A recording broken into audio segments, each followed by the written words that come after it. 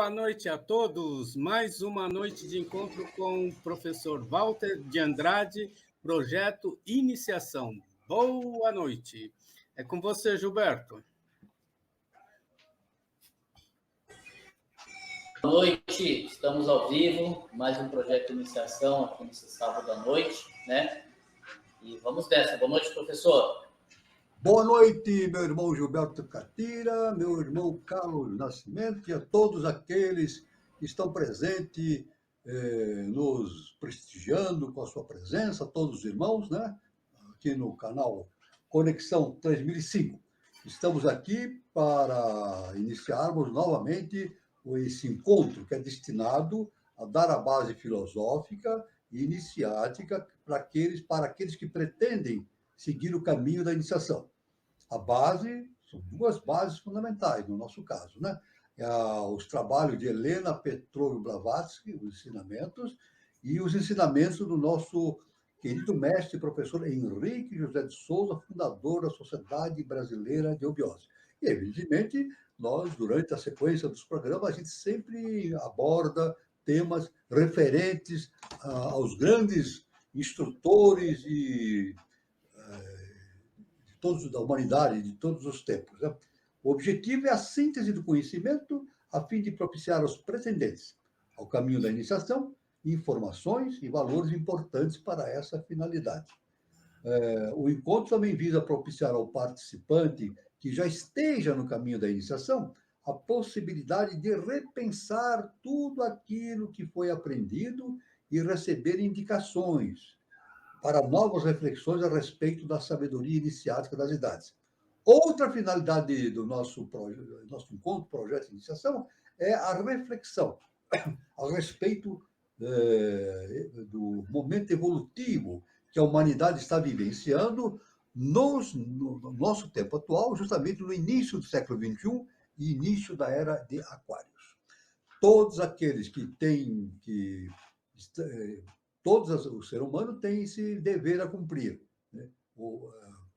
Desenvolver o seu projeto de iniciação. A pessoa pode escolher uma escola iniciática que mais lhe agradar.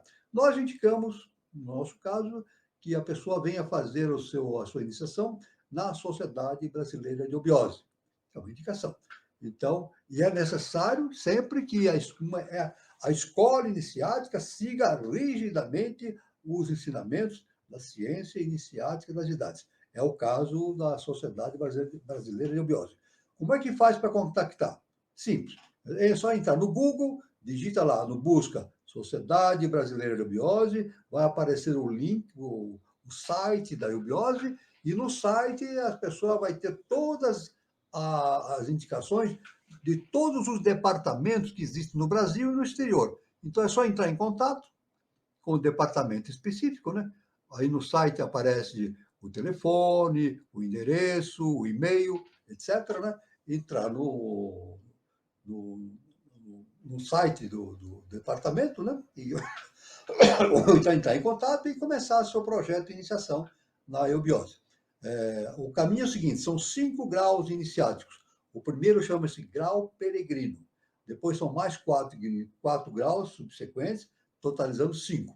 Depois de realizado os 5 etapas desse caminho da iniciação, a pessoa tem a possibilidade de tornar-se membro efetivo da Sociedade Brasileira de Eubiose. Então, a pessoa pode participar das reuniões ritualísticas, todas as reuniões internas e externas, tudo, pode participar de tudo, né?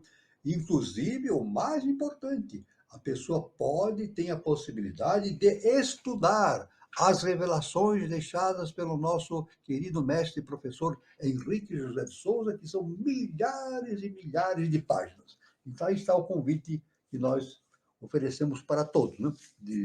Justamente nesse caminho do projeto e iniciação. Bom, nós, como sempre, estamos seguindo aqui o estudo da antropogênese, mas como sempre fazemos, nós apresentamos sempre pontos importantes a respeito da ciência iniciática das idades, que são motivo para a reflexão e dão fundamento necessário para o entendimento de todo esse processo relativamente à evolução humana, a cosmogênese, a antropogênese e assim por diante, né? Já no encontro anterior, nós falamos sobre a vida do grande mestre, o nosso Senhor Jesus, o Cristo, Yoshua Ben Pandira, que era o seu nome humano, né? Hoje vamos fazer aqui uma abordagem a respeito de outro ser de enorme estatura espiritual, né? É um ser de hierarquia chamado Krishna. Krishna. Vamos fazer um estudo então inicial.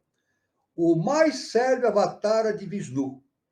Krishna é o mais célebre avatara de Vishnu, o salvador dos hindus e seu deus mais popular.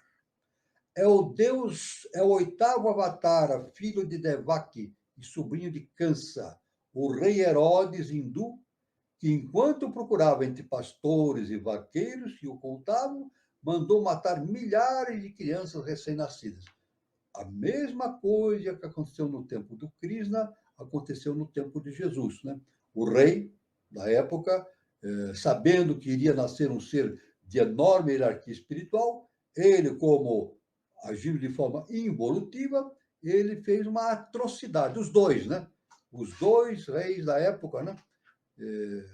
Tanto no tempo de Jesus, no tempo de Krishna, o que eles fizeram? Mandaram matar crianças recém-nascidas, milhares e milhares. É uma coisa impensável, né?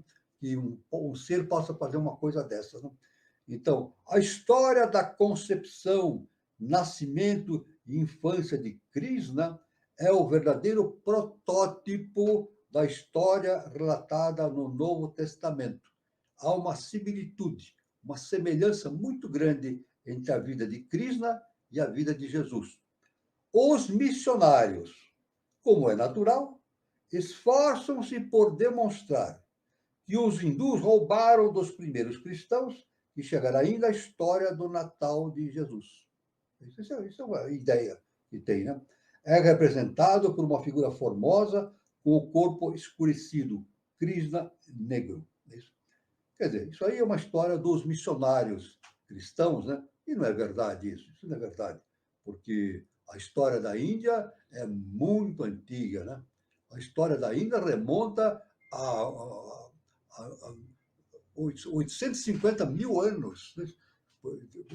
A Índia foi derivado da chegada daqueles que vieram de Atlântida, né?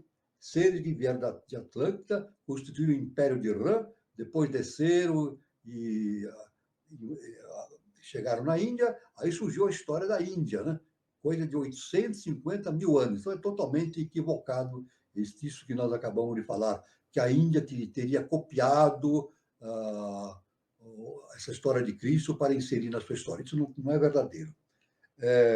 Então, é representado o Krishna, né, por uma figura formosa, com o corpo escurecido, cabelos negros, fortemente anelados, com 4 braços, tendo nas mãos uma massa, um disco flamejante, uma joia e uma concha.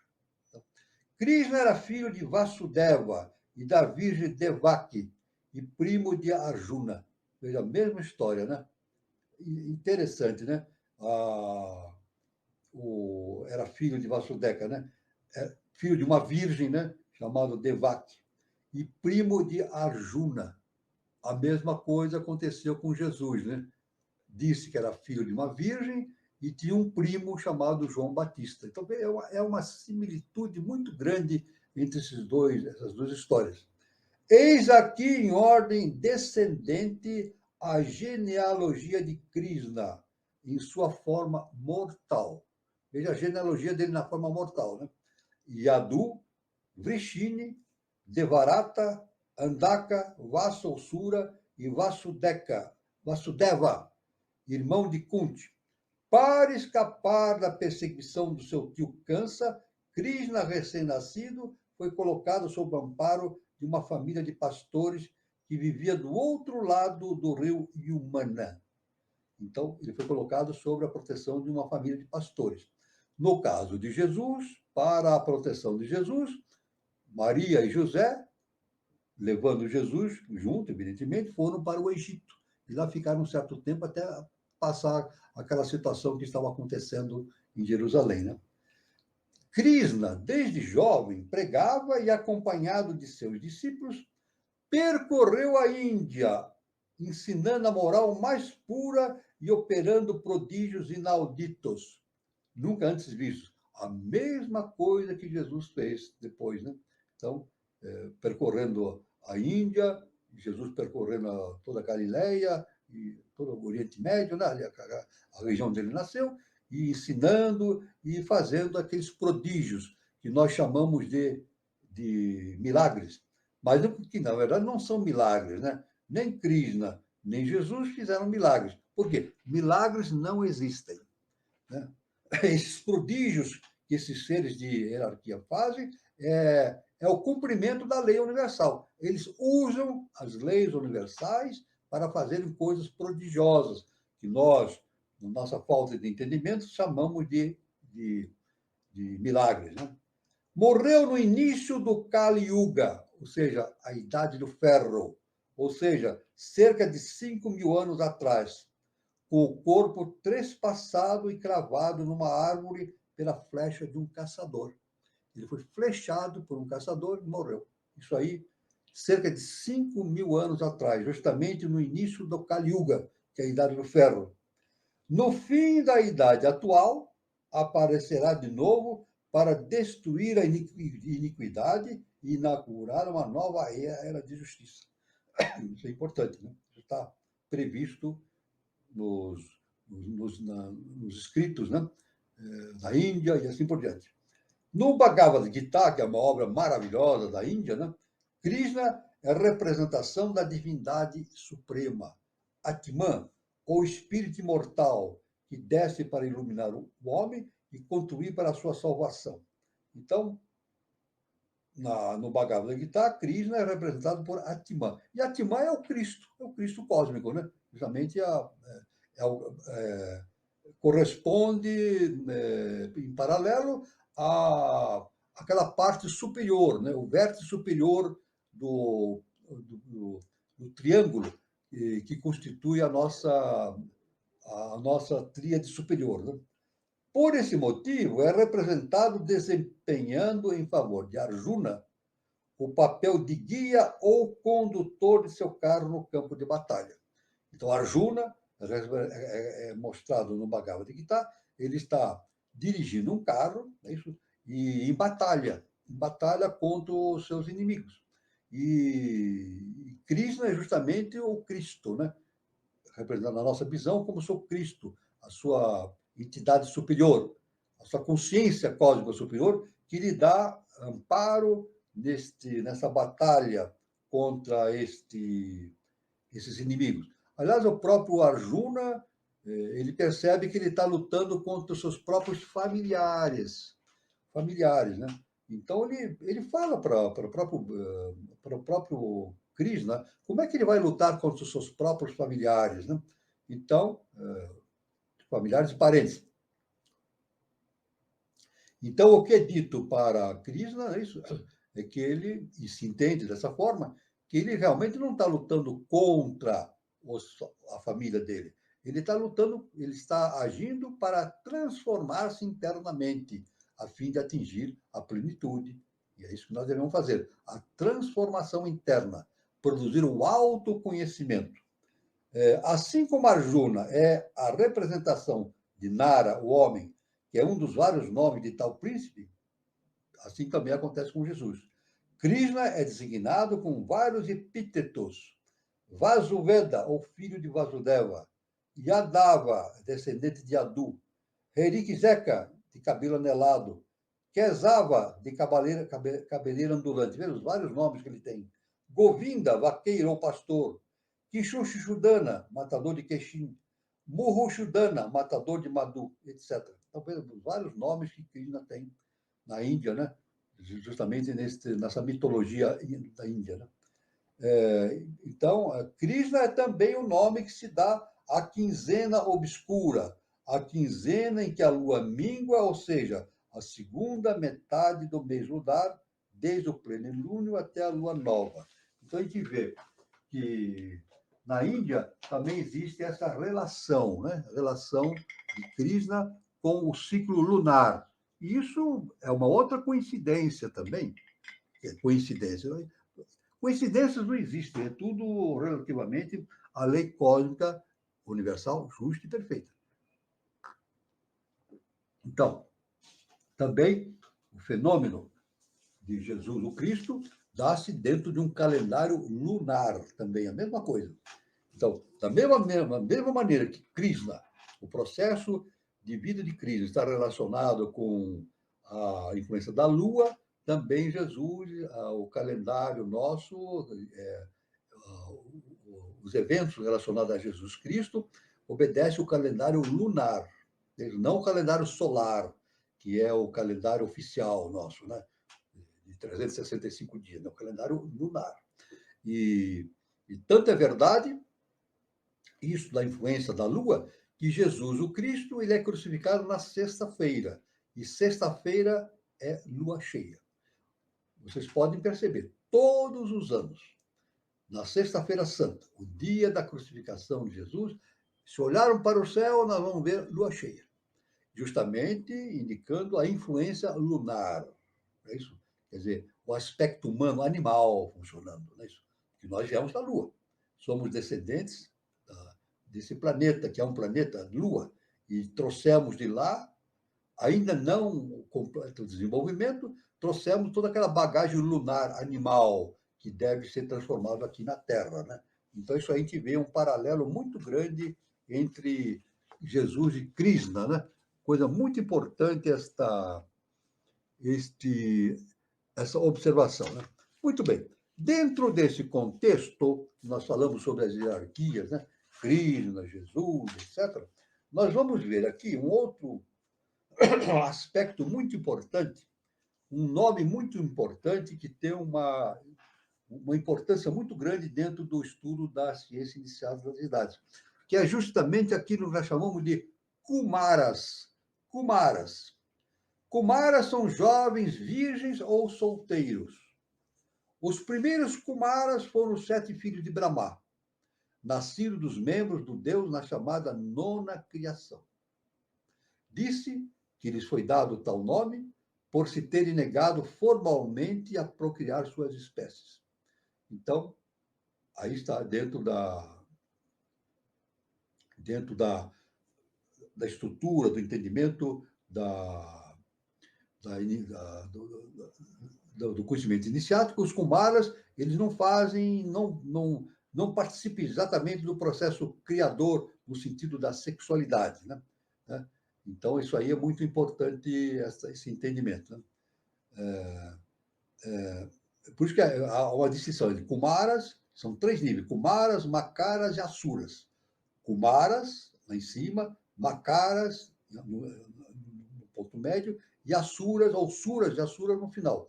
Suras, ou mais evidentemente, Asuras, que é a parte mais inferior do nível Sura, é justamente aquela parte dessa hierarquia que fez parte da chamada queda dos anjos, né? Do qual Lúcifer representava aquele grupo de seres, né? Que vieram para a face da Terra justamente para propiciar o desenvolvimento da tríade superior nos lemurianos, levando-os à condição de seres humanos, né? Então, deste modo, os Kumaras permaneceram yogis, segundo a lenda. Kumara significa literalmente menino ou adolescente, que não passa dos 15 anos. Kumara tem essa imagem iniciática. É um garoto, um menino de 15 anos, não mais que isso, sempre aquela imagem de menino de 15 anos. E, em sentido figurado, equivale a puro, inocente. Os Kumaras, os 7 sábios místicos, são deuses solares e também Pitris, também são chamados de Pitris. São os filhos do fogo, porque são os primeiros seres denominados de mentes, na doutrina secreta, saídos do fogo primordial. Veja que importante, né? Provindo do fogo primordial. Filhos nascidos da mente de Brahma, Rudra ou Shiva. É isso? o grande yogi e excelso patrono de todos os yogis e místicos da Índia. São os dhyanis, derivados diretamente do princípio supremo, muito imprópria e imprudentemente chamado de anjos caídos pela teologia cristã, uma vez que Sanaka, chefe dos Kumaras, é o protótipo de São Miguel e demais arcanjos. Então, quer dizer que essa imagem de anjos caídos é dada na própria descrição, né, do Antigo Testamento, né? Mas isso, na verdade, não são verdadeiros anjos caídos. Eles vieram exercer essa missão de trazer a possibilidade do desenvolvimento da tríade superior. E isso como? Justamente nascendo como seres humanos, se envolvendo em corpos físicos humanos e deixando descendência. Isso significa, evidentemente, o quê? Trazendo os arquétipos. Eles trouxeram dentro deles a ativação desses arquétipos relacionados à tríade superior, para dar a possibilidade do surgimento, em meados da raça lemuriana, da raça humana. Nos Puranas, seu número é variável. Existe uma variação muito grande dos Kumaras nos Puranas, segundo as exigências da alegoria. Geralmente se diz os 4 Kumaras, embora na realidade seja em número de 7. Nós falamos de 4 Kumaras porque nós estamos no 4º cadeia evolutiva. Então, é um Kumara para cada cadeia evolutiva. É isso? Mas estamos a caminho da 5ª cadeia evolutiva, ou como se fala atualmente, frequentemente nos meios de comunicação, estamos a caminho da 5ª dimensão, ou da 5ª cadeia evolutiva, e, evidentemente, com a geração de um 5º Kumara. Né? Um 5º Kumara deve surgir aí. Né? Então aqui geralmente se diz os 4 Kumaras, embora na realidade seja em número de 7, porque Sanaka, Sananda, Sanatana e Sanat Kumara são os principais Vaidyatras, ou filhos do Criador, que surgiram do mistério quádruplo. Isso é citado na doutrina secreta de HPB. Nos textos esotéricos mencionam-se 4 e às vezes 5 Kumaras, como dissemos agora. Estamos no momento de surgimento do 5º Kumara, né? Aí passaremos por um 5º estado de consciência. 5º estado de consciência, que é justamente o que se fala na internet, né? Isso aí não é por acaso que acontece. A 5ª dimensão. 3 deles designados, respectivamente, pelos nomes de Sana, Kapila e Sanatsujata, são ocultos esotéricos. Nos ensinamentos esotéricos foram aplicadas as respectivas denominações: Sanaka, Sananda, Sanatana e Sanat Kumara. E também Jata, Vodu e Panchashika. E também alguns deles são designados pelos nomes diferentes, tais como Sanandana e Ribu. Esotericamente, os Kumaras são a criação de Rudra ou Nilalohita, uma forma de Shiva, por Brahma, e de certos outros nascidos da mente de Brahma.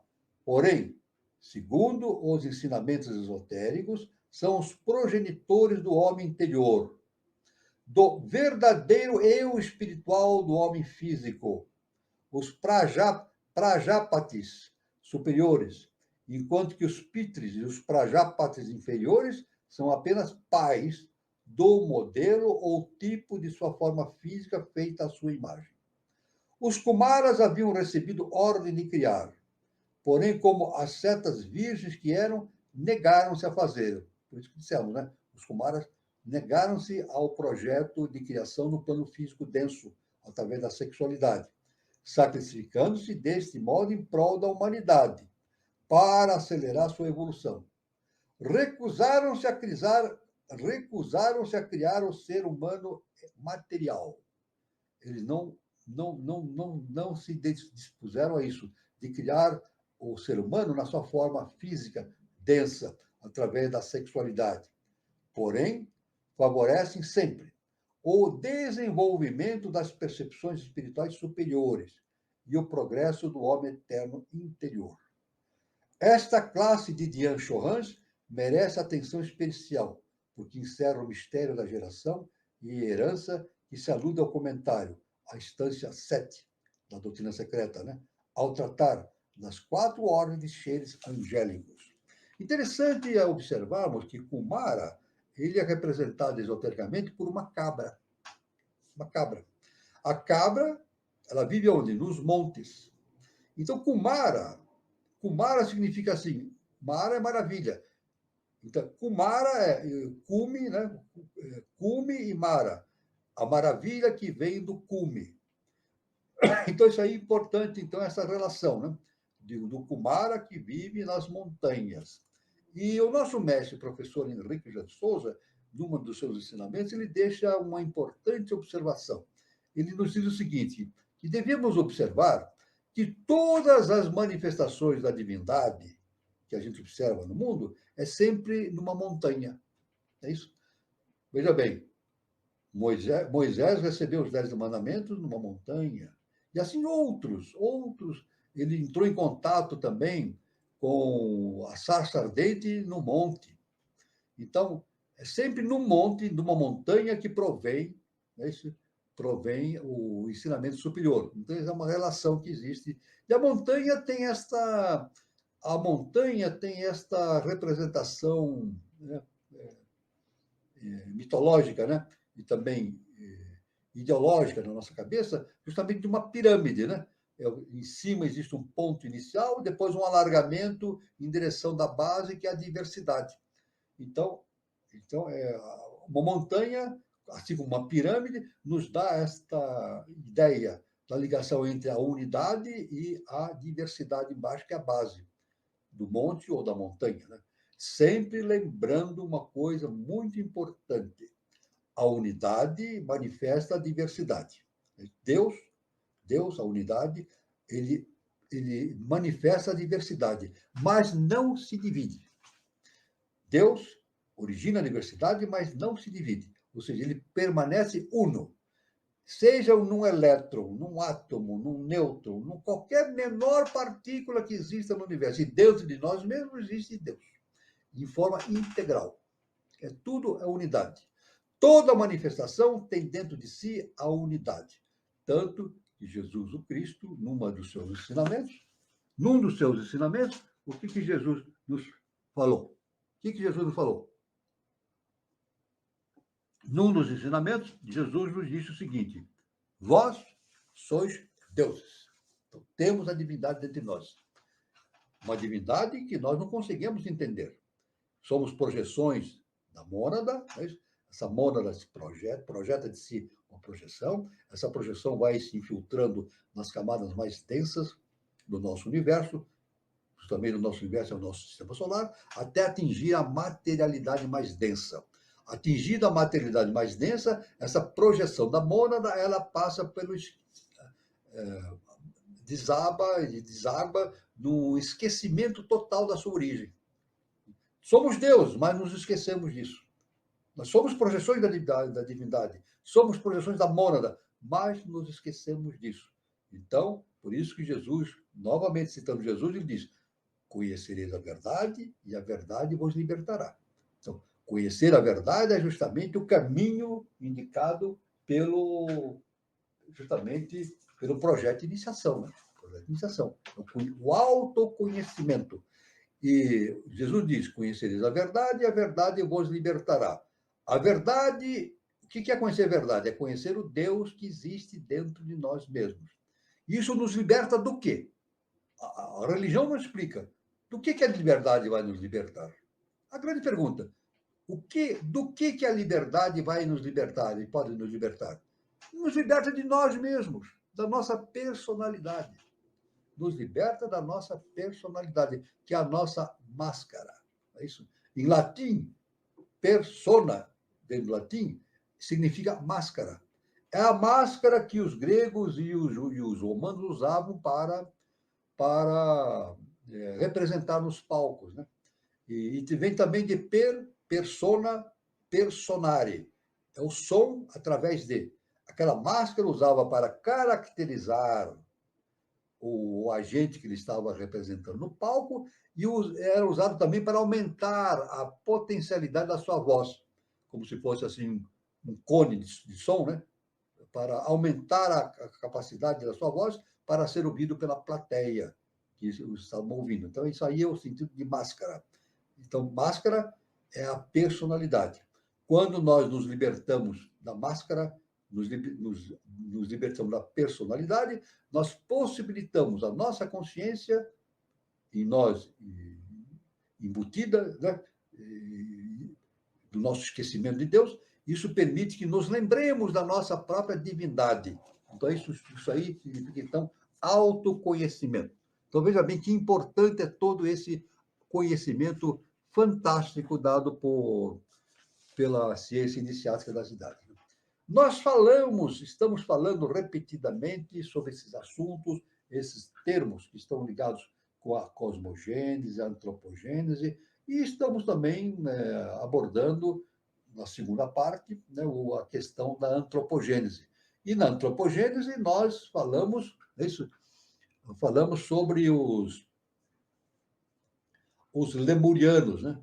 Então vamos falar um pouquinho sobre a Lemúria. Lemúria, termo empregado por alguns naturalistas e que os teósofos usam atualmente para designar um vastíssimo continente que, segundo a doutrina secreta do Oriente, precedeu a Atlântida. Então, Lemúria, dentro na sequência da antropogênese, nós temos a primeira raça-mãe, a segunda raça-mãe, não é isso? Depois a terceira, que é a lemuriana, depois a quarta raça-mãe Atlante, e nós somos a quinta raça-mãe, que é justamente a quinta raça-mãe à qual nós pertencemos, né? A raça ariana. Seu nome oriental, Lemúria, não revelaria muito aos ouvidos europeus. A Lemúria constituía um antiquíssimo e gigantesco continente anterior à África e à Atlântida.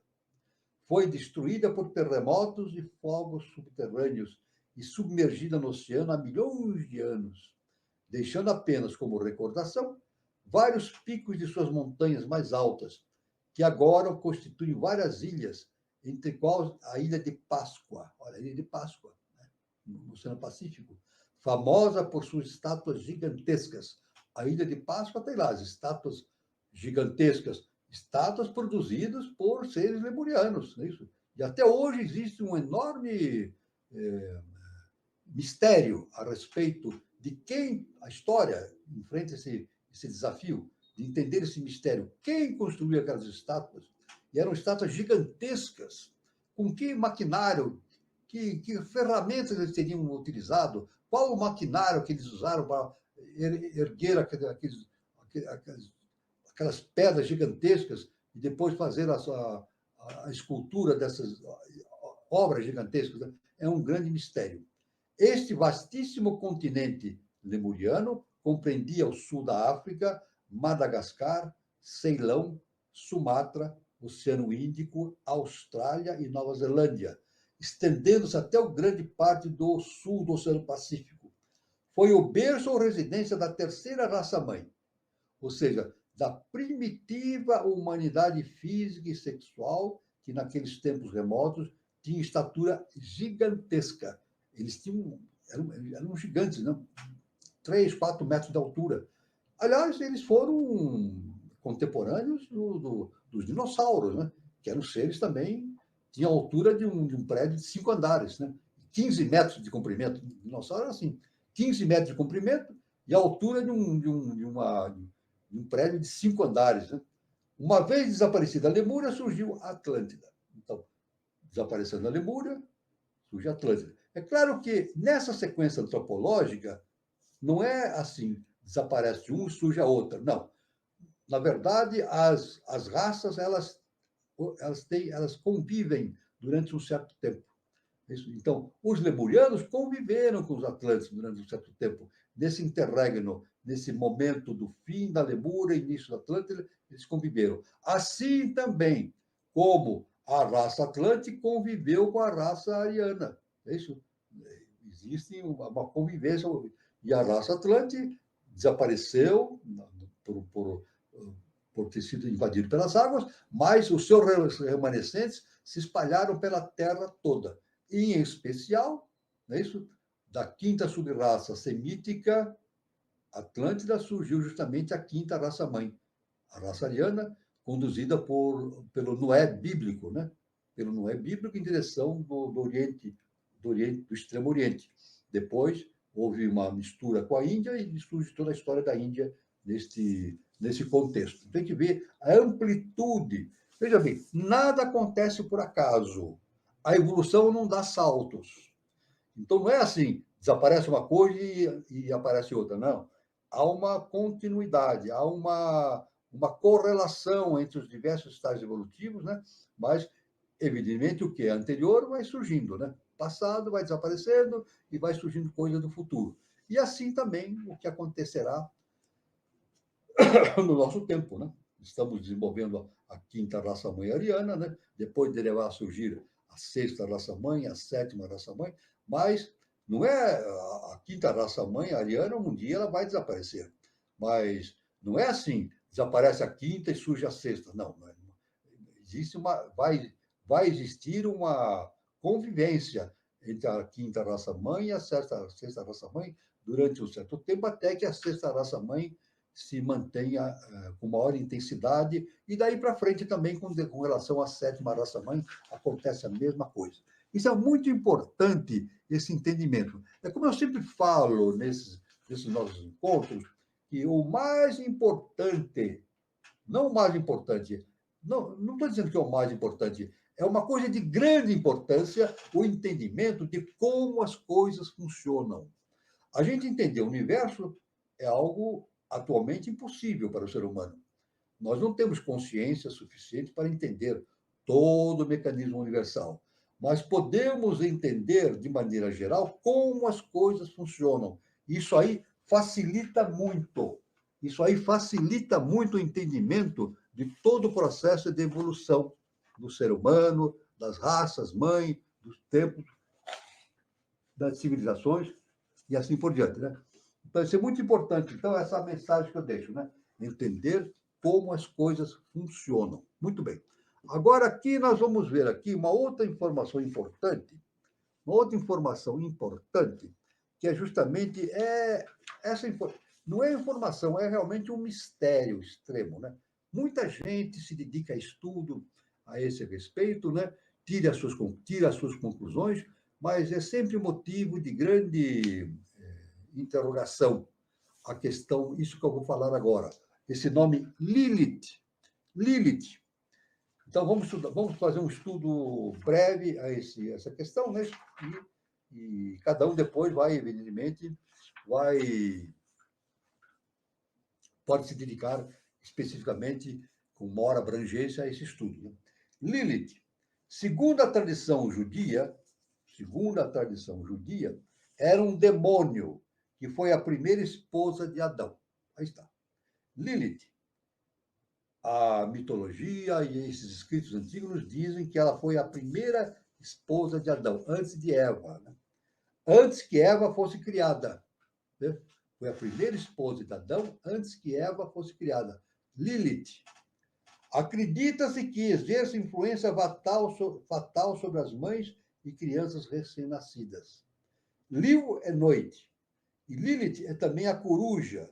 E nas obras medievais é um sinônimo de Lamia, ou demônio fêmea. Isso nas obras medievais. Né? O Talmud descreve Lilith como a feiticeira de cabeleira opulenta e ondulada. Ou melhor, um animal feminino cabeludo de um caráter atualmente desconhecido, que nas alegorias cabalísticas e talmúdicas é chamado de reflexo feminino de Samael. Samael Lilith, ou seja, uma mistura de homem e animal, um ser denominado no Zohar Raio Bichá, a besta ou besta mal, de cuja união contranatural nasceram os atuais monos. Isso tudo deve ser pesquisado. É claro que tudo isso é dado por essas escrituras de maneira simbólica. Nós sempre deixamos bem claro, esses ensinamentos são deixados para nós de maneira simbólica. Agora, como é que nós vamos entender o que está por trás do simbolismo? Essa é a pergunta. Como que nós podemos entender a verdade que está por trás do simbolismo? só tem um caminho: autoconhecimento. Só.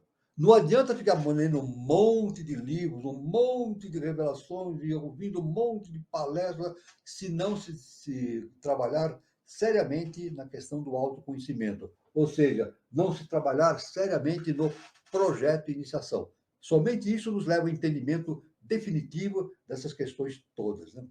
Após algumas desavenças, Lilith recusou-se a submeter-se a seu esposo e o abandonou. Essa é a história de Lilith, a primeira esposa de Abraão. Diz que ela discordou da atitude de Adão, não quis submeter-se a ele e o abandonou. Essa é a história de Lilith, em todos esses ensinamentos que nós temos através de muitas obras. Foi mãe de gigantes e de demônios. Ainda hoje é considerada como um espectro noturno, fatal às mães e recém-nascidos. A tradição atribui a essa diaba meretriz a sedução de vários jovens, cujo coração, após a morte, ficou preso a um fio de seus cabelos. Lilith é o protótipo dos seres chamados de Kados, do Tibete, e Dakinis, em sânscrito, pertencente às raças pré-adâmicas, desprovidas de inteligência e dotadas apenas de instinto animal. Adão teve filhos com ela. A palavra Lilith, noturna, figura em Isaías e foi traduzida como empusa, lâmbia, cobalde, coruja, sumaia, etc. No dicionário hebraico-francês de Sander e Trenel, dois autores famosos, encontra-se traduzida como ave da noite, monstro, fantasma noturno, sereia.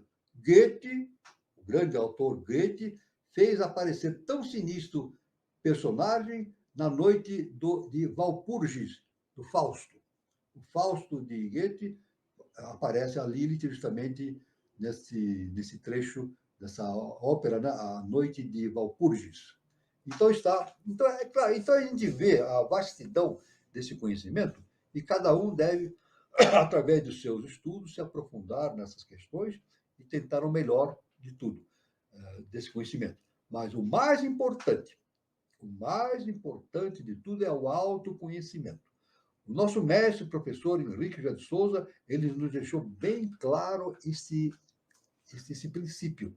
Nós devemos estudar, comparar, meditar, analisar tudo que nós temos que fazer e tirar as nossas próprias conclusões. É o mais importante no projeto de iniciação, que a consciência tire as suas próprias conclusões. Não ficar seguindo a orientação dos outros. Não é seguir a orientação dos outros, é tirar as suas próprias conclusões. Aí, seguindo o ensinamento de Jesus o Cristo, conhecereis, que nós conheceremos Deus, conhecereis a verdade, e a verdade vos libertará. Então, essa é a libertação. Conhecereis a verdade, conheceremos o Deus que existe dentro de nós, e a verdade nos libertará. A verdade nos liberta do quê? De nós mesmos e de todas as ideias que vêm de fora para dentro de nós. Isso é o livre pensador. O livre pensador é aquele que se livra das ideias dos outros e das suas próprias ideias que fazem parte da sua personalidade. Vamos repetir? Livre pensador, o que é? Isso não se fala. E esse assunto pode ver na internet, nos livros, isso não é tocado esse ponto. Que o livre pensador deve livrar-se de si mesmo. Não. Dentro da filosofia, dentro da história, etc., disse que o livre pensador ele tem que se livrar das ideias que o rodeiam. Mas não é só isso. O livre pensador tem que se livrar das ideias que o rodeiam e das ideias permanentes que existem dentro de si mesmo, na sua personalidade. É a liberdade de si mesmo. Libertar-se de si mesmo. O livre pensador é livre de tudo, de todos, e é livre de si mesmo também. Isso é muito importante. Quando ele consegue o ápice deste desenvolvimento, então ele torna-se o quê? Um adepto. Ponto final. Quando o livre pensador atinge o ápice do desenvolvimento total disso, ele torna-se um adepto.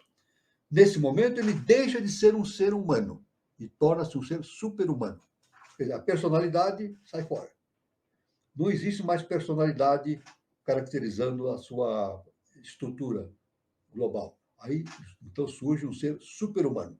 Isso é muito importante para o entendimento de todas essas questões. Tudo bem? Então, agora, estando livre, nós vamos estudar aqui um outro ponto muito importante, né? Um termo em sânscrito chamado de Linga Sharira. Ele também faz parte do conhecimento iniciado, que é muito importante nós abordarmos isso. Linga Sharira, o corpo, isto é, o símbolo aéreo do corpo. Este termo designa o Doppelganger, ou corpo astral do homem ou do animal. É o eidolon dos gregos, o corpo vital e prototípico, o reflexo ou duplo etérico do homem de carne. Reflexo do duplo etérico do homem. Linga Sharira. Nasce antes e morre ou se desvanece com o desaparecimento do último átomo do corpo. Perfeito? Em linguagem teosófica, o Linga Sharira é o terceiro princípio da constituição humana, conhecido também pelo nome de duplo etérico. Então, veja bem, quando a gente fala duplo etérico, é ao mesmo tempo, é a mesma coisa que Linga Sharira, do sânscrito. Em sânscrito fala-se Linga Sharira.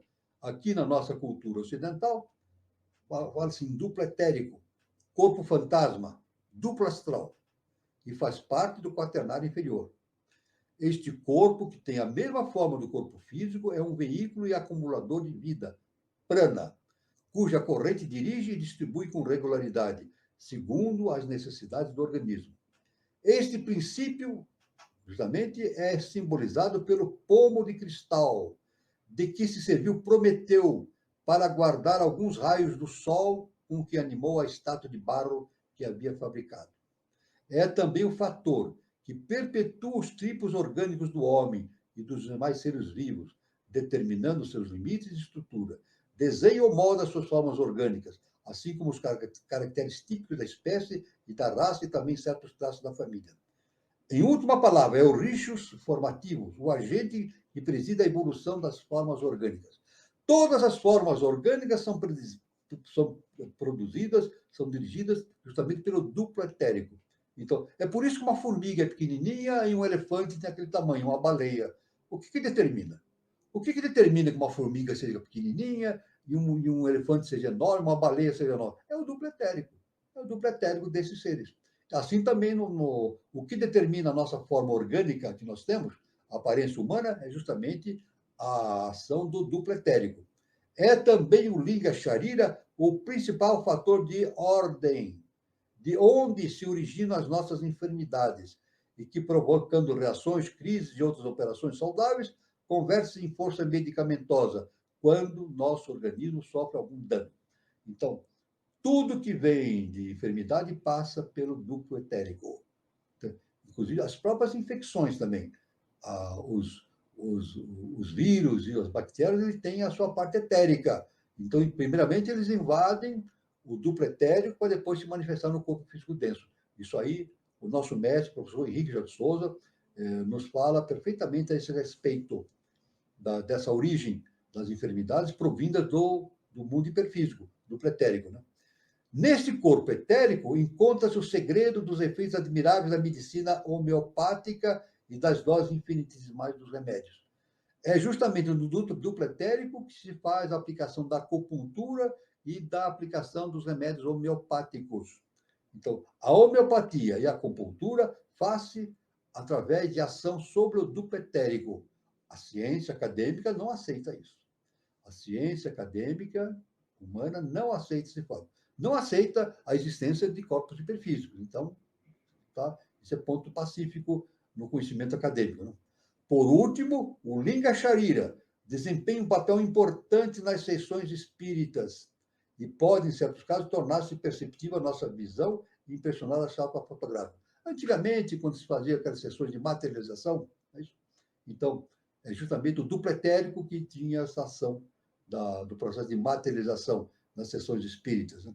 Não se deve confundir com o Linga Sharira da filosofia Sankhya. Então, aí está uma definição bastante importante dessa questão do Linga Sharira. Devemos dizer também, só para complementar este ponto que nós estamos informando, que o Linga Sharira também está determinado na determinação da natureza da organização corporal nossa devido ao karma, né? Cada nível hiperfísico tem justamente um átomo fundamental, né?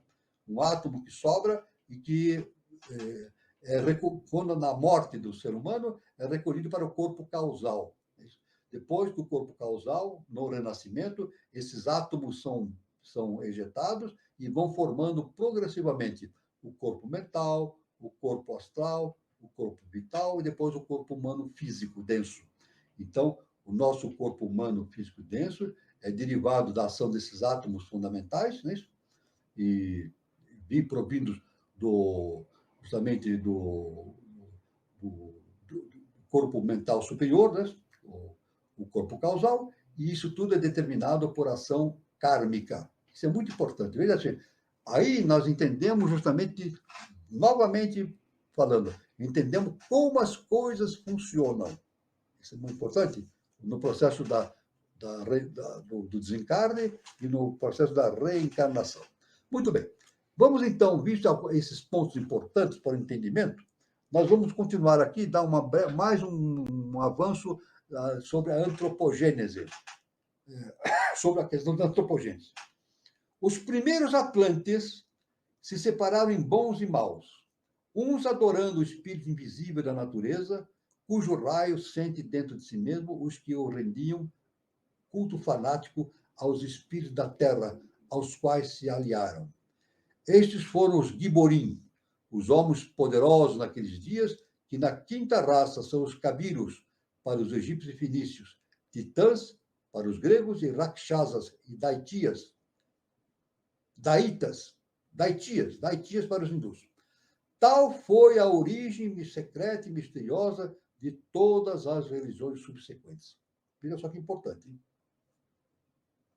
Os lemurianos gravitaram para o Polo Norte, ou céu para seus progenitores, o continente hiperbóreo. Os Atlantes para o Polo Sul, o abismo cósmico e terrestremente considerado. Então, o princípio da evolução das raças é sempre ver que a evolução espiritual se faz do Polo Norte para o Polo Sul.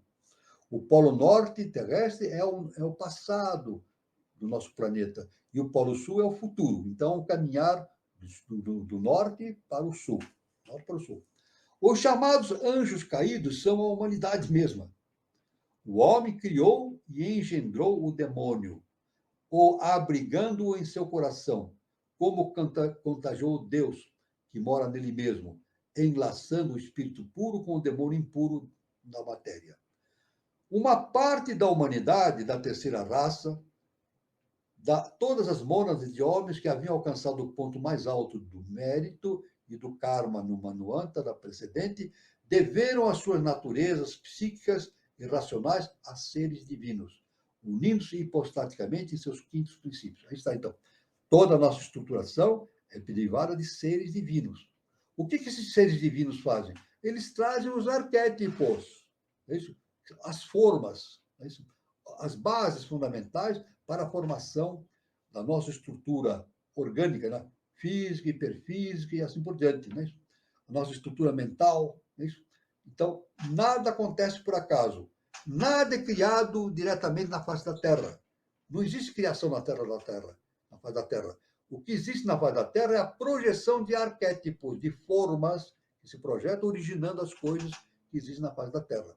Então, como Lavoisier nos afirmou na sua lei, né? Descoberta no século XVIII. Né? Nada se cria, nada se perde, tudo se transforma. Estes anjos ou princípios, os anjos caídos, são idênticos aos espíritos caídos do cristianismo, Lúcifer e suas hostes. Impelidos pelo instinto criador, sem sexo, as primeiras sub-raças desenvolveram uma raça intermediária, na qual os Dian-Chohans, superiores, encarnaram. Foi a raça imortal, os filhos da yoga ou da vontade. Quando as últimas sub-raças da terceira raça pereceram com o continente lemuriano, as sementes da trindade, da sabedoria, tinham adquirido já o segredo da imortalidade na Terra, o dom que permite à mesma grande personalidade passar de um corpo gasto a outro. Então, aí se diz. E, tocando em miúdos, foi justamente na Lemúria que deu-se a criação da humanidade. Até meados da Lemúria não existiam raças humanas. A primeira raça-mãe era não humana. A segunda raça-mãe, não humana. A terceira raça-mãe só foi humana a partir de meados da sua existência, justamente com a queda dos anjos. O que significa a queda dos anjos? A descida dessas hostes de planos superiores, trazendo os padrões, os arquétipos, para que ativar a tríade superior, a fim de dar aquele ser humano, aquele ser que vivia na Lemúria, que não era humano, a dar a possibilidade de pensar como um ser humano, de ter livre-arbítrio, de ter a sua autodeterminação. Isso significa a sétima raça raiz. Agora vamos dizer o seguinte: quando as últimas sub-raças da terceira pereceram com o continente lemuriano, as sementes da trindade da sabedoria, repetindo, tinham adquirido já o segredo da imortalidade na Terra, o dom que permite à mesma grande personalidade passar de um corpo gasto a outro. Isto significa que na sétima raça raiz, os adeptos e ascetas iniciados se multiplicarão, produzindo filhos imaculados nascidos da mente. Veja bem, na sétima, a nossa tendência, como seres que estão vivenciando a experiência humana, é nos tornarmos cada vez mais iguais a essas hierarquias que nos deram origem. A gente vai evoluindo, passando de fase em fase, ascendendo a hierarquias superiores, até que tenhamos atingido um estágio de identidade espiritual que o nosso mestre Jesus o Cristo chamou a volta à casa do Pai. O que é a volta do Pai? Volta a Brahma, ao primeiro trono, né? Houve gigantes, em verdade, nos tempos antigos. A série da evolução no mundo animal é uma garantia de que o mesmo se verificou nas raças humanas. Então, aqueles seres antigos, tanto os lemurianos como atlantes, eram seres gigantescos, 3, 4 metros de altura, eram seres gigantescos. Né? As tradições de todos os países e nações mencionam esse fato da existência desses seres gigantescos. Né? E, aliás, na própria Bíblia, se fala sobre os titãs, né? A existência dos titãs, quando esses seres, a queda dos anjos que se envolveram com as mulheres humanas e procriaram e deram origem a novos seres, já com uma consciência humana, originaram seres chamados titãs, ou gigantes. Isso é citado na Bíblia, na mitologia e assim por diante. O Abade Pegues, citado por HPB, um estudioso a respeito desse assunto, no seu livro Os Vulcões da Grécia, diz que na ilha de Tera, perto dos vulcões, encontrou enormes gigantes com grandes crânios, sob pedras colossais, cuja ereção devia ser exigida a força descomunal. Só na quarta raça, quando os homens perderam o direito de serem considerados divinos, apelaram aos cultos fálicos. Depois de sua expulsão do Éden, é que Adão reconheceu sua esposa, Eva, pois o conhecimento veio depois da queda. Referindo-se à China, no livro de Monstros Místicos, isso aí, então, isso aí é um princípio, né? É uma outra informação. Esse autor, né? Esse Abade Pega, nos dá essa informação. Aliás, eu vejo que essa informação não bate bem com aquilo que é citado sempre na doutrina secreta, né? E na ciência inicial das idades, que realmente Adão vivia com Eva no paraíso. Ele já conheceu, depois que Lilith abandonou Adão, foi a primeira mulher dele, isso, segundo a mitologia, ele conviveu com Eva e deu-se todo aquele projeto de Eva comer o fruto proibido, que significa, comer o fruto proibido significa a origem da ativação da tríade superior, dando àqueles seres que lá viviam a qualidade humana de percepção, de livre-arbítrio e assim por diante. Né? Então, eu concluo aqui a primeira parte, né? A segunda parte, né? A primeira parte foi aquela explanação sobre aqueles termos importantes. A segunda parte foi uma abordagem sequencial da antropogênese, e agora nós vamos à terceira parte do nosso encontro, que eu vou passar para o meu irmão Carlos, para a gente dar continuidade. Muito bom, professor. Viu, professor, tem muitos assuntos, mas esse último que o senhor coloca, né, da Lilith, né, a Lilith abandonou Adão, o senhor vê alguma relação da Lilith com a serpente que oferece a maçã para Eva? O que nós vemos através do conhecimento iniciático é que realmente a Lilith, a serpente, tem relação com Lúcifer. Com Lúcifer. É uma quinta coisa. Tanto que Jeová é constituído por 4 letras: Iod, Ré, Val, Het. Iod, Ré, Val, Het. Significa os quatro momentos iniciais da evolução. Não é verdade? As 4 cadeias evolutivas iniciais. Iod, Ré, Val, Het. 4 letras. Agora, a serpente, que foi o Lúcifer, é a projeção do trabalho do quinto senhor, Luzbel. Então, uma quinta coisa. Então, na verdade, aquele trabalho de Lúcifer era o trabalho para dar a origem ao ser humano, a consciência humana, e origem ao processo de um quinto estado de consciência. Jeová, 4.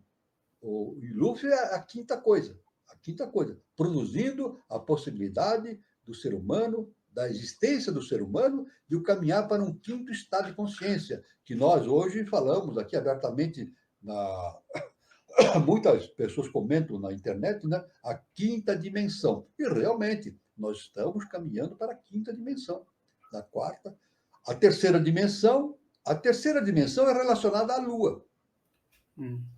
A terceira dimensão é relacionada à Lua e parte do mundo lemuriano. Depois do início da raça humana com a Lemúria, e seguido com a Atlântida, é a quarta dimensão. E agora, com a existência da raça ariana, nós estamos numa quinta dimensão. É por isso, é claro, evidentemente, porque é a quinta raça-mãe. Na verdade, tudo se encaixa. Então, 3, 4, 5. A Lemúria é 3, a Atlântida é 4, a raça Atlântida, a raça ariana é quinta. Depois vai surgir a sexta raça-mãe, a sétima raça-mãe, até a conclusão desses estágios evolutivos que nós estamos seguindo, né? Então, a nossa tendência agora é passar para a quinta, caminhar em direção da quinta dimensão e desenvolver plenamente essa quinta dimensão na face da Terra, né? Então, isso aí é muito importante, essa coisa. Então, eu digo que, pelos ensinamentos que nós temos, observando, nós temos muito claramente isso, que a serpente está relacionado com a Lúcifer. E a serpente é o símbolo da sabedoria. Desde a antiguidade, no Antigo Egito já se tinha essa noção. A serpente é o símbolo da sabedoria. E geralmente é relacionado com a serpente mordendo a sua própria cauda. É uma serpente enrolada assim, né? Mordendo a sua própria cauda. Ela vai girando.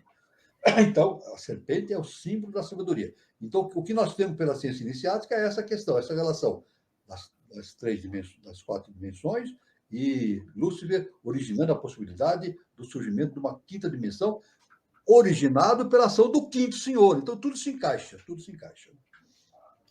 Muito bom, professor. Gilberto, você tem alguma consideração? Sim, boa noite a todos.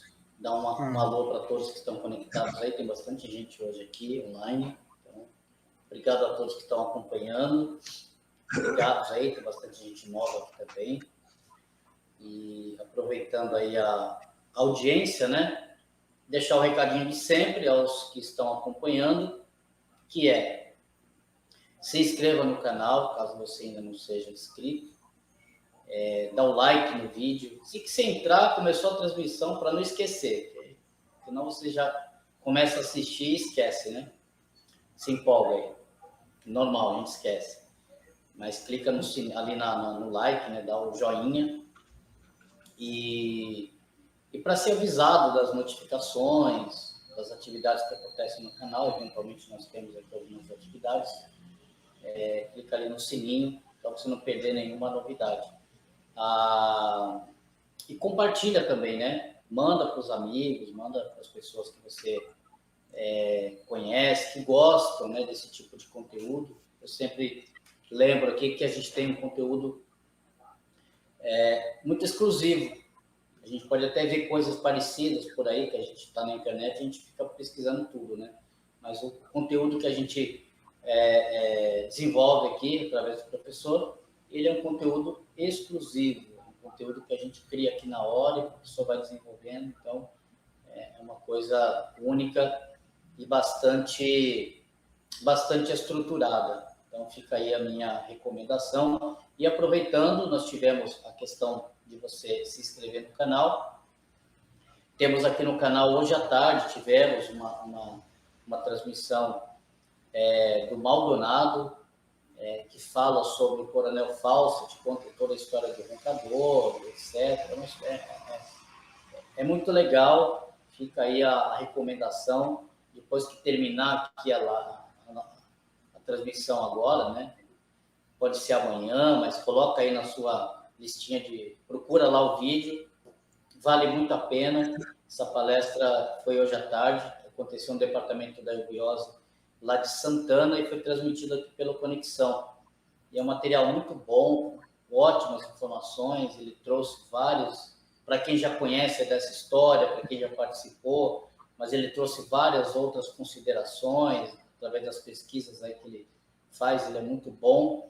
Então fica essa dica aí, depois que terminar, voltem lá, procurem o vídeo, coloquem na sua lista aí de favoritos, que vale muito a pena. E para fechar aqui da minha parte, professor, eu quero colocar um questionamento que é o seguinte. O senhor iniciou hoje falando sobre milagre, né? E aí a gente tem um entendimento meio confuso sobre milagre. Eu queria que o senhor desenvolvesse um pouco mais essa questão, porque a gente, claro que com o passar do tempo a gente vai estudando, a gente vai entendendo um pouquinho, né? A gente sabe que teve um período da história aí que mudou um pouco, né? Os ventos, né?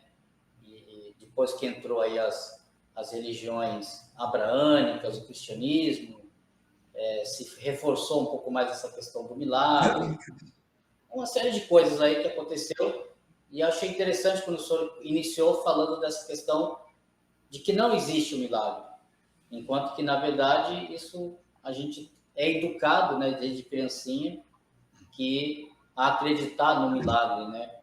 Como que funciona isso na prática dessa maneira? Bom, meu irmão Gilberto, a verdade, essa é a grande verdade. O milagre não existe. Agora, por que o milagre não existe? Porque não existe a corrupção da lei universal, a transgressão. Não existe transgressões da lei universal. A lei universal é justa e perfeita. Tudo obedece à lei. Tudo que existe está submetido à lei. É isso?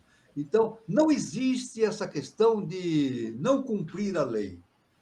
O ser humano entende que quando um ser dito um santo, um ser de elevada estatura espiritual faz um milagre, ele faz algo maravilhoso que ninguém pode fazer. Não é verdade. Não é verdade. Isso que Jesus fez. Vamos agora entender bem. Os milagres que Jesus fez, ou diz que ele fez, todos nós poderemos fazer um dia. Olha bem que interessante. Vou repetir novamente. E isso que Jesus fazia e fez, que nós chamamos de milagre, nós poderemos fazer isso um dia, dependendo da nossa evolução espiritual. O próprio Jesus afirmou numa das suas, eu não sei, eu precisaria encontrar o versículo, o trecho, né, em que ele afirma que ele não veio desrespeitar a lei, ele veio cumprir a lei. Então, o milagre não é algo extraordinário que não cumpre a lei, não. Pelo contrário, quando um ser superior faz um milagre, significa que ele está usando a lei universal para realizar aquele processo todo. Por exemplo, um exemplo típico. Os discípulos estavam num barco, no mar, se não me engano, no mar da Galileia, e houve uma tempestade, e eles ficaram horrorizados que o barco ia virar. É isso? E, de repente, Jesus levantou os braços e acalmou a tempestade. Então, todo mundo fala, ele fez um milagre. Mas não é bem um milagre. O que um ser superior faz? Ele acalma os elementais. O que produz os maremotos, terremotos e ondas gigantescas e temporais são os elementais. Elementais que produzem isso, por um determinado processo natural. Não podemos entrar em detalhes aqui. Agora, Jesus, naquele caso, ele acalmou os elementais e a tempestade amainou. Agora, a gente diz assim, só Jesus pode fazer isso? Não. Qualquer ser humano que atinja a estatura espiritual de Jesus pode fazer isso. Só que aí já não é mais um ser humano. Quando atinge a estatura de um ser humano, já não é mais um ser humano, é um ser super-humano. Né? Jesus, basicamente, não era simplesmente um ser humano, era um ser super-humano, devido à sua estatura espiritual. Então, qualquer ser que atinja essa estatura, ele pode o quê? Utilizar as leis naturais, no comando das leis naturais, ele realiza processos que, aos olhos do ser humano, parecem milagres. Que só ele pode fazer. Não é verdade, não. Os milagres podem ser feitos por quem estiver em condição espiritual à altura de realizar aquilo. Então, é essa explicação que eu posso dar de maneira bem simples a respeito dessa questão dos milagres. Vamos lá, professor. Seguindo aqui as sequências de perguntas, o Guilherme Guazelli Neto coloca: os Kumaras já estão perto do estágio angelical? Nós chamamos de estado angelical todos aqueles seres que estão acima do estágio de entendimento humano, super-humano. Né? Então, existem muitas hierarquias entre o Sol central e o segundo trono. Abaixo do segundo trono começa, então, a ação no mundo humano, né? Abaixo do segundo trono, né? Então, a evolução, os processos evolutivos, etc. Né? Acima do segundo trono, até o Sol central, então existe uma série de... Eu não vou descrever isso, porque também eu não sei. O meu conhecimento humano não me permite saber exatamente quantas hierarquias, qual a quantidade, porque isso aí pertence ao mundo angelical. Né? Mundo angélico. Né? Então, a gente fala mundo angelical, tudo aquilo que está acima do segundo trono. Né? Então, os Kumaras, eles fazem parte do reino angelical, porque já estão naquele estado superior, né?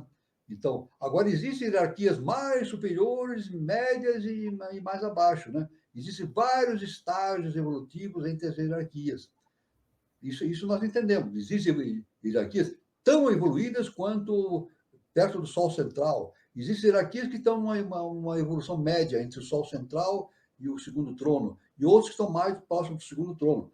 Então, essas aí são as hierarquias que nós chamamos estados angelical. Então, os Kumaras estão perto do estado angelical, eles já estão no meio, no caminho das hierarquias, que tem uma possibilidade de agir permanentemente no processo da ação cósmica que resulta no processo evolutivo do universo, que a HPB chama universo, nosso sistema solar. É isso que eu posso falar a respeito do estado angelical e dos Kumaras. Ele também pergunta, professor o Guilherme Guazelli Neto, o reino mineral foram os primeiros a conhecer Deus, pois fora os primeiros seres completos em sua essência? Não, aqui essa pergunta, o reino mineral foram os primeiros a conhecer Deus? Não, Deus está projetado no mundo mineral. Tudo tem a projeção do reino mineral. Mas no reino mineral, a consciência monádica que está lá projetada, ela está num estado de esquecimento. Ela não tem consciência da sua própria divindade. Então, aí o nosso irmão Guazelli fala, o reino mineral foram os primeiros a conhecer Deus? Não, aí não tenho... eu não consigo localizar uma resposta eu digo o seguinte, que o reino mineral, ele recebeu essa projeção monádica e, devido à sua própria estrutura mineral, impede que aquela consciência monádica tenha consciência da divindade, né? Então, pôs fora os primeiros seres completos em sua essência. Eu gostaria que o nosso irmão Guazelli, se quisesse continuar formulando perguntas, mas o que eu posso falar de início é isso, que a projeção monádica atingindo o reino mineral, ela perde, a sua consciência deífica fica reduzida a zero. Ela não tem, daí, à medida que ela vai se distanciando do reino mineral, vai voltando à casa do Pai, ela passa pelo reino mineral, vegetal, animal, hominal, superhominal, e vai recuperando, essa projeção monádica vai recuperando a sua consciência da sua divindade, vai recuperando a consciência da sua divindade. Então, esse é o processo.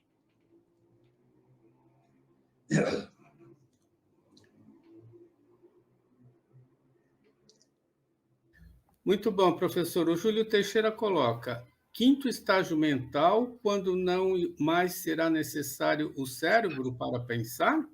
Pessoalmente, tive uma prova com a minha alma gentil que me deixou. Bom, quinto estágio mental, quando não mais será necessário o cérebro para pensar. Então, eu diria o seguinte, conforme os entendimentos da ciência iniciática, né?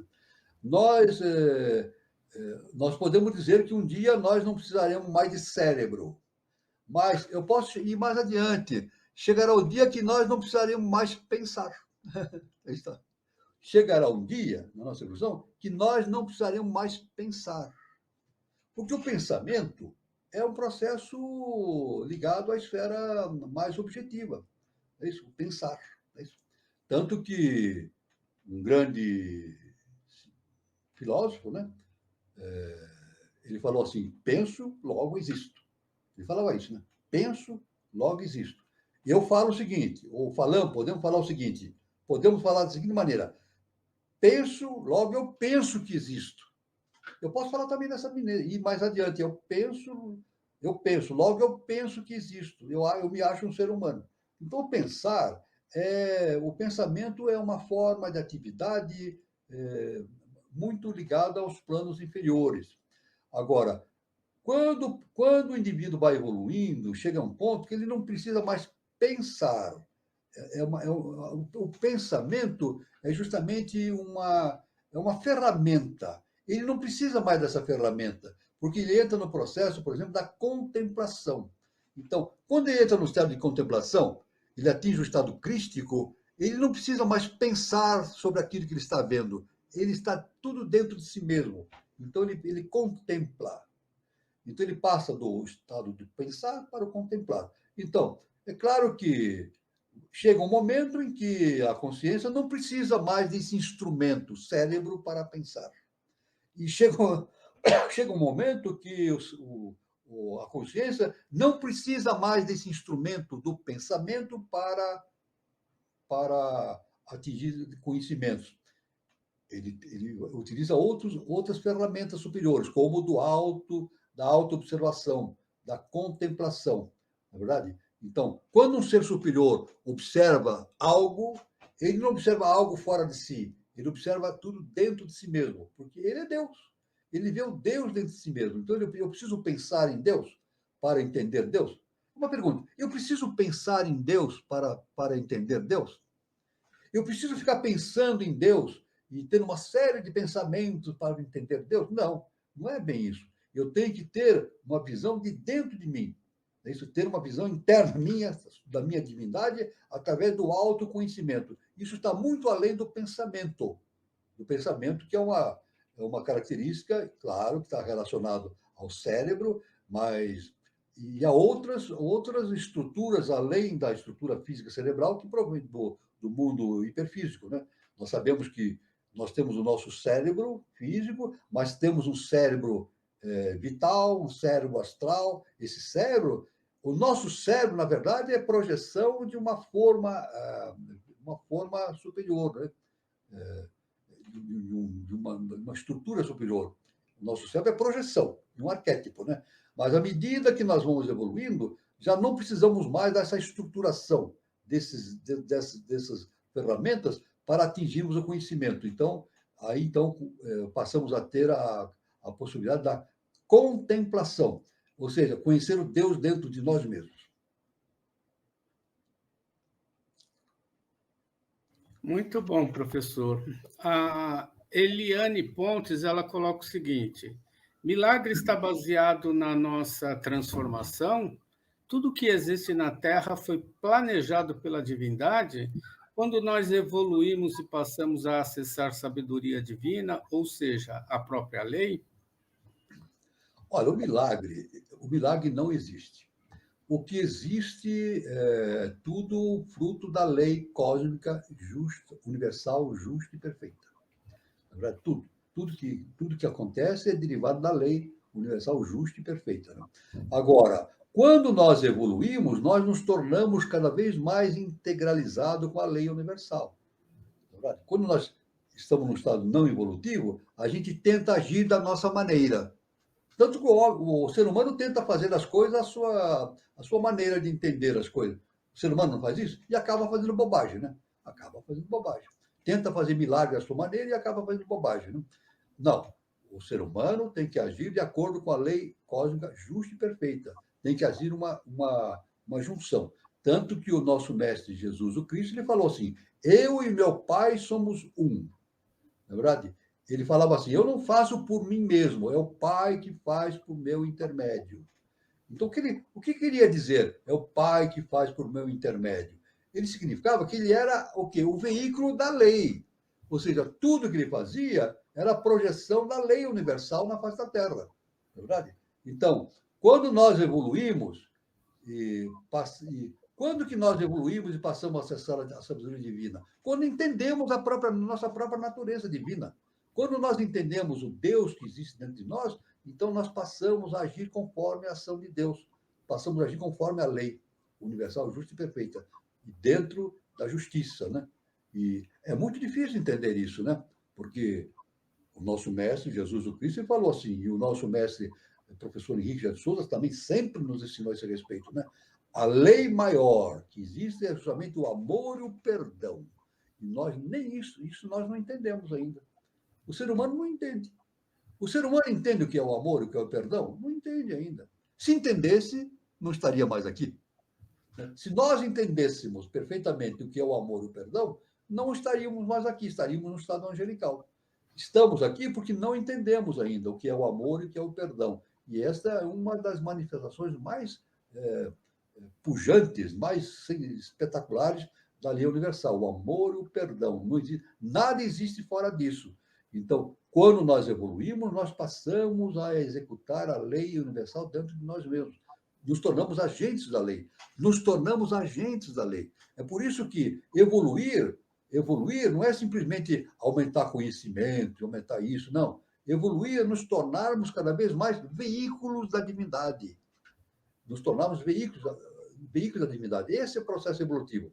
Evoluir é nos tornarmos cada vez mais veículos da divindade. E assim, veículos da lei, evidentemente.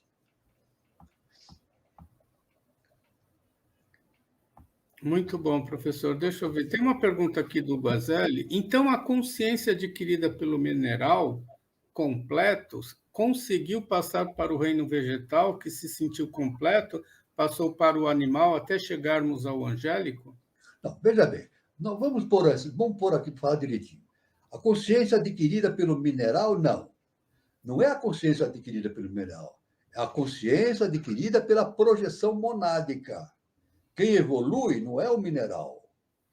Não, o que evolui é a consciência monádica. A consciência monádica passa pelo estágio mineral, passa pelo estado vegetal, passa pelo estado animal, depois vai para o estado super-humano e assim por diante. O que evolui é justamente essa projeção da mônada. É claro que claro que isso é um mistério muito grande, né? É claro que a consciência, tudo que está no mineral é projeção da divindade. Existe Deus focado ali no mineral, no vegetal, né? Mas o que evolui mesmo é essa projeção da mônada, que é projetada no mundo denso, e ela tem que voltar à casa do Pai. Eu vou dizer, é simples entender isso? Claro que não é. Eu estou dizendo que eu estou explicando tudo, não estou explicando nada. Sabe por quê? Porque eu não sei. Essa que é a verdade. Verdade. Isso aí, porque, por quê? A HPB, Blavatsky falou que esse é o maior mistério que existe na consciência, no nosso sistema solar. Entender o porquê. O porquê que houve essa projeção do imanifestado para o manifestado e depois uma volta à casa do Pai. Isso ninguém sabe. Não existe nenhum livro que explique isso, nenhum mestre que ensine. E ninguém vai aprender isso com ninguém. Ninguém vai me ensinar e ninguém vai ensinar isso para quem quer que seja. Cada um vai ter que descobrir por si mesmo. Por isso que Jesus deixou bem claro: conhecereis a verdade e a verdade vos libertará. Cada um tem que descobrir a verdade por si mesmo. Então, aquela consciência que está projetada no mineral, ela tem que superar aquela limitação mineral, depois tem que superar a limitação vegetal, a limitação hominal e partir para o mundo divino. Então, essa é a libertação da consciência devido a essa queda, a sua queda na matéria. Né? É isso que eu posso falar para o nosso irmão Guilherme Gonzalez Delo. O assunto é fácil? Não. O assunto é super difícil. O assunto não é difícil, é um mistério. Isso não é uma dificuldade de se entender. Constitui um mistério universal. Muito bom, professor. A Eliana Teixeira pergunta o seguinte: a ideia será permanente no homem somente quando este atingir o estado búdico? Veja bem, quando o indivíduo atinge o estado búdico, significa a iluminação. Veja bem, olha só que interessante, né? A ideia, o pensamento são ferramentas. O pensamento, ter pensamentos e ter ideias são ferramentas pertencentes ao nosso plano de existência aqui no nosso mundo físico denso, na verdade? Agora, no momento que o indivíduo atinge o estado búdico ou o estado crístico, não é isso? O estado de super-humano, como eu já disse, ele começa a ver as coisas dentro de si mesmo. Então, ele não precisa mais ter ideias ou ter pensamentos a esse respeito. Ele sente, ele percebe aquilo dentro de si mesmo. Aquela verdade interna está dentro dele mesmo, ele consegue perceber. Então, a ideia será permanente no homem. Eu posso dizer assim, a consciência divina passa a ser permanente no homem à medida que ele atinge o estado de iluminação. É por isso que ele torna-se iluminado. Veja bem, olha só que interessante o que se faz. No mundo humano, quando o indivíduo estuda, e tira diplomas, e faz defesa de tese, todo mundo diz assim, ele é um ser brilhante. Na verdade, a gente fala sobre um ser muito culto, muito cheio de diplomas, a gente diz assim, ele é um indivíduo brilhante. Sabe o que quer dizer isso? Nada. Nada. Ser brilhante não quer dizer nada, absolutamente nada, é ilusão. Ser brilhante é uma ilusão. O que é importante é ser iluminado. O importante é receber a luz divina em si, ser veículo da divindade. Isso sim, por isso que quando a gente atinge o estado búdico, o estado do Cristo cósmico, né, nós nos iluminamos. Nós não nos tornamos brilhantes porque sabemos um monte de coisa. Isso é bobagem, isso é ilusão. Nós nos tornamos iluminados. Recebemos aquela luz superior que vem em nós e nos adequamos, nos entrosamos dentro daquele conhecimento deífico e percebemos a divindade que está dentro de nós. Por isso que Jesus falou, conhecereis a verdade e a verdade vos libertará. Nós conhecemos a verdade dentro de nós através desse estado de iluminação e nos libertamos de todas as limitações humanas. Nos tornamos, então, seres super-humanos. Estado búdico, estado adaptado, estado de iluminação. Professor, eu vou colocar essa última pergunta, porque a gente tem que finalizar. O Teófilo Ide, ele pergunta, boa noite a todos. O ser humano em estado vegetativo, em estado de coma, onde fica a sua alma? Grato, Teófilo, Departamento de Campinas. Veja bem, quando o indivíduo atinge um estado vegetativo, coma, é claro que a sua alma está em algum lugar. Ela está... Isso aí seria necessário somente um mestre que pudesse ler, fazer um registro, uma leitura kármica do karma do indivíduo, ele poderia constatar onde está aquela alma daquele indivíduo, devido a uma ação kármica, etc. Né? Mas a alma não está em coma, ela está presente em algum lugar. Ela está passando por um processo que é necessário para ela. Nosso mestre falou o seguinte, nos ensinou: nada acontece por acaso. Quando nós dormimos, o nosso corpo adormece, mas a nossa alma não. A nossa alma fica livre, ela vai para outros planos, ela visita outros planos, né? E nós concebemos através dos sonhos, através das percepções que nós temos durante o estado de sono, mas a nossa alma está sempre lá agindo, né? E o nosso corpo está descansando. O ser humano em estado vegetativo também, em coma, nós podemos assim fazer entender da mesma forma. Está em estado de dormência por algum motivo, né? Aí, isso aí precisa ver o que é, se é o coma induzido ou um coma dele mesmo, um coma induzido, aí depende do estado. Aí uma avaliação médica pode constatar. Mas a verdade é o seguinte: a alma dele está em algum lugar, ela não está em coma. A alma não entra em coma. Onde fica a sua alma? Fica no lugar que a lei reserva para que ela obtenha informações e informações objetivas para o seu processo evolutivo. Aquilo não está acontecendo por acaso, é necessário. Não é por acaso, é o necessário. Agora, para saber exatamente o necessário, é preciso que um mestre analise, né? Somente um mestre pode saber exatamente, através dos princípios da lei universal, saber exatamente o que está acontecendo com aquele ser humano, né? Mas uma resposta é certa: a alma não está em coma, ela está em algum lugar. E ela está recebendo auxílio e informações importantes para a sua evolução. Nada acontece por acaso. É que eu posso responder. Tá. Muito bom, professor. Deixa eu dar o recado. Aqui no canal Conexão 3005, nós temos a terça-feira a nossa roda de conversa. E a próxima terça-feira, agora, dia 19 de setembro de 2023, terça-feira, sempre no mesmo horário, às 20h40, o canal Conexão 3005 terá um tema que será abordado o seguinte tema: uma viagem ao reino vegetal nos tempos atuais. Então, o palestrante será o permacultor de Gaia, né, Nazaré das Farinhas, lá na Bahia, Emanuel Reis. A moderação ficará com Carlos Antônio Nascimento, eu, Gilberto Catira, que está aqui também, e o nosso querido amigo Sidney Augusto. O Emanuel Reis falará sobre compostagem, agricultura orgânica e horta comunitária, que são técnicas de uso sustentável no reino vegetal para a produção de alimentos viável à maioria das pessoas. O tema é muito interessante e eu acho que para quem tem um espacinho de terra, um quintal, eu acho que dá para iniciar uma pequena horta, alguma coisa nesse sentido. Eu acho que vale a pena assistir e pegar algumas ideias sobre esse assunto.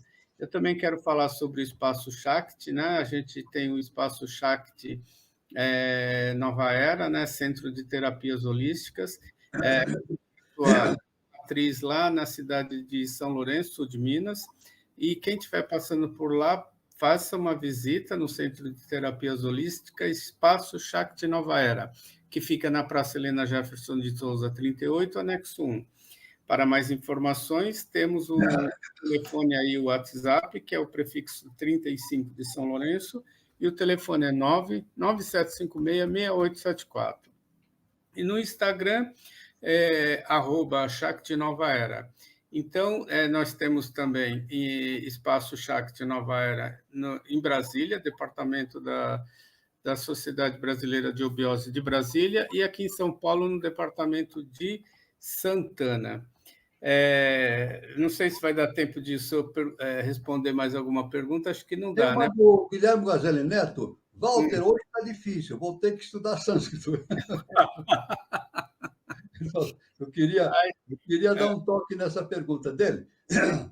Então, Deixa eu procurar aqui, está aqui para cima. Tá aí. Aqui, ó, professor. Tá aí. Walter, Hoje está é difícil, vou vou ter ter que que estudar sânscrito. Ó, irmão Guazelli, não precisa estudar sânscrito, não. Não precisa, não precisa. Eu apresento, eu estou falando, nas aulas e palestras, a gente tem que dar a origem, né, dos termos de acordo com o que a cultura da ciência iniciática nos aponta, né? Mas não é necessário que a pessoa se preocupe em estudar sânscrito. Não. Você falou de uma maneira de brincadeira, eu também estou respondendo de uma maneira brincadeira, né? Mas, falando sério, né? Não é necessário estudar sânscrito. Nós temos que entender as coisas de maneira iniciática, né? Então, justamente, você fala assim, meditar seria medir a ação, não é isso? Justamente, logo em seguida ele fala, meditar, a pergunta é a seguinte, né? Meditar seria medir a ação? Então, eu digo o seguinte, meditar significa ditar a mim mesmo. Meditar, a mim, né? Ditar é ditar a mim mesmo. Então, meditar significa o início da ação. Aí sim, meditar é o início da ação. Eu faço uma meditação, então eu faço o início da ação, que é justamente o processo de iniciação, é isso? E através dessa meditação, eu vou meditando a mim mesmo aquilo que eu encontro dentro de mim mesmo, né? É um processo, é o autoconhecimento, né? Meditação, então, é uma ferramenta do autoconhecimento. A ferramenta do autoconhecimento, a meditação. É claro que, com o tempo, a meditação não vai ser mais necessária, nem o pensar. Chega um momento que, por um adepto, ele não precisa pensar nem meditar. Não precisa pensar nem meditar. Ele vai contemplar. Quando ele atinge o adeptado e atinge o estado de iluminação de um Buda, de um adepto, então ele não pensa, ele não vai utilizar essas ferramentas do pensamento e nem na meditação. Ele passa o que? A contemplação. Ele passa a contemplar o universo aonde? Fora? Não, dentro dele mesmo. Essa é a resposta que eu posso dar a respeito desse ponto. Então, não precisa estudar sânscrito, não. Muito bom, professor. Eu quero, em função do horário, a gente vai ter que encerrar, né? Eu quero agradecer a participação de todos, foi um encontro maravilhoso, muita informação, e desejar um bom final de sábado, um bom final de semana, e até terça-feira, né, na nossa roda de conversa, e até o próximo sábado, no nosso próximo encontro. Boa noite a todos, tudo de bom. Com você, Gilberto. Isso aí, recado dado. Bom final de sábado aí para todo mundo, né, que está conectado conosco aqui até o finalzinho. E um bom domingo, bom fim de semana. E nos vemos aí nos próximos, terça e sábado próximos. Boa noite a todos. Bom fim de semana. Boa noite, professor. Boa noite, Gilberto Catira. Boa noite, Carlos Nascimento. Boa noite a todos os nossos irmãos que estiveram aqui acompanhando e participando da nossa reunião. E como até terça-feira que vem, no canal do Conexão 365, até sábado, semana que vem. E luz, paz e amor para todos e fiquem todos com Deus.